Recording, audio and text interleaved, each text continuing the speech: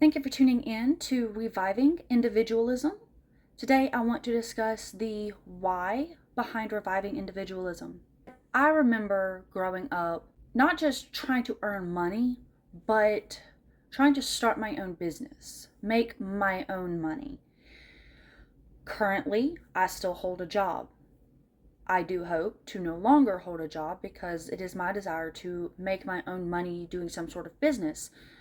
But I kept running into the trouble of what was the why behind my business. I've read a whole lot of books and watched a whole lot of videos on business, and most everyone agrees that you need a why behind your business, that people buy the why, not the what.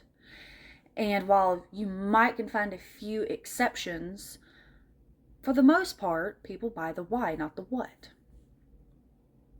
And so I needed to find my why. Years ago, I started Free to Be You Boutique, literally the words Free to Be You Boutique, and my mom was asking me the why behind that.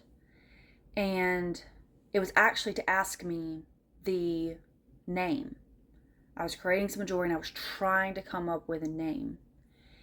And that's when I told her, I said, I want people to feel free to express themselves because I find it hard to shop for myself sometimes because I like to wear things that many people probably wouldn't, or that I don't see very many people wearing.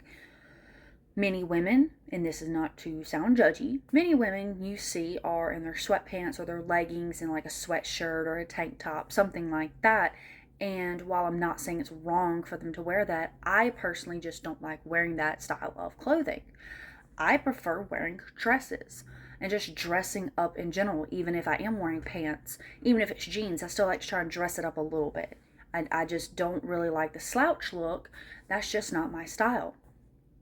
Sometimes it's hard to shop when the clothes just, you're not feeling it. And as you can see, I'm wearing a hat. I'll show you a clip here.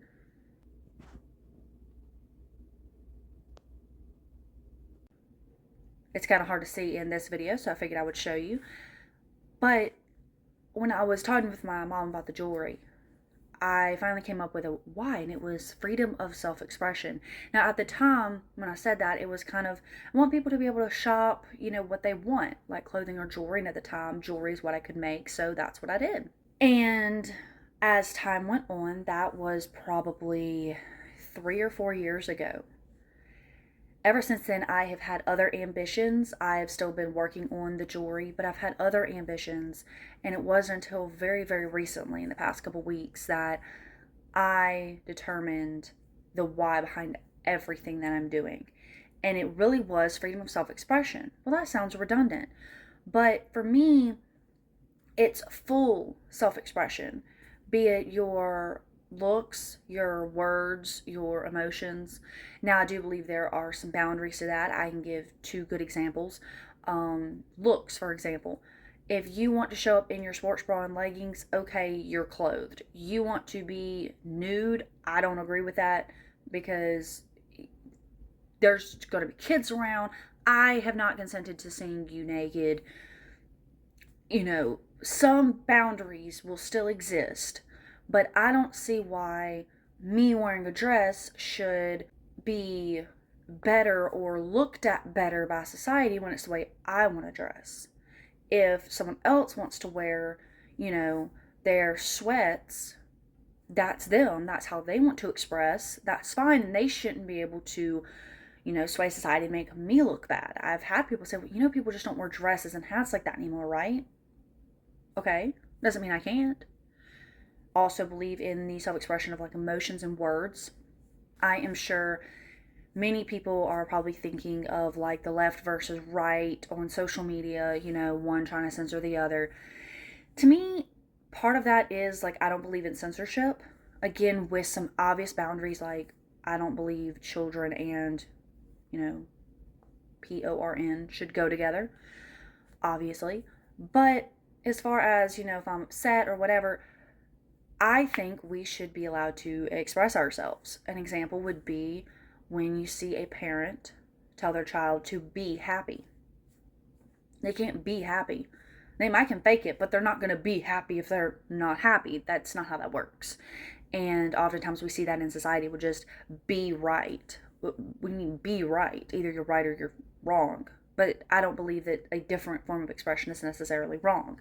Again, don't go out in public nude, but, you know, I've had people that, prefer dressing up like I do, see someone looking more punk and, like black nail polish, black, you know what I'm talking about, like full black and kind of grungy looking, and judge them like they're not dressed right. Well, they probably think you're dressed a little weird too. That's why we all get to express ourselves. And so, one of the other issues that I've had, now I'm an American, I'm also Christian. This is not to push my Americanism or Christianity on anyone, but I believe that by all of us kind of trying to decide that we all have to look, act, and behave the same way because we all need a job, which is also a lie. Yes, we should make money, but I also believe that we are free enough in this country to make it with doing something that we love. That is for a whole separate video, and I will dive deep into that. But also comes with freedom. I believe that we are free to look and act the way we want. It's okay if a child is crossing their arms because they're upset. Now they throw something at you, clearly we're going to be like, hey, you shouldn't throw things at people, because I didn't consent to getting smacked by a toy, right? Like, understanding basically your rights end where the other ones begin, right? Not where feelings begin. It's okay if I don't really like the way someone's dressed, because someone might not like the way I'm dressed. They might think I look misogynist. Everyone's going to have opinions, but with that being said, this was kind of a all-inclusive video. I'm going to do some shorter videos, but with that being said, that is kind of the gist. That kind of hits all the points. So thank you for tuning in, and stay tuned for the next video.